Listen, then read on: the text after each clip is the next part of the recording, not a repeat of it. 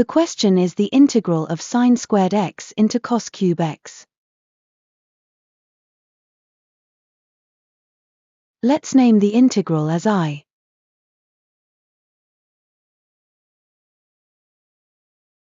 The substitution is sin x equals t. Then, differentiate sin x with respect to x.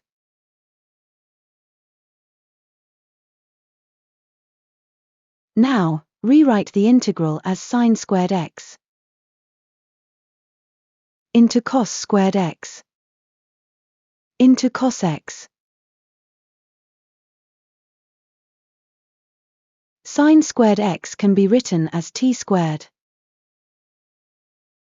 Cos squared x as 1 minus t squared. And cos x dx as dt. The integral can be separated into t squared and t to the power 4. The integral of t squared is t cube over 3, while the integral of t to the power 4 is t to the power 5 over 5. Finally, the variable can be changed into x and the final answer can be written in terms of sin x.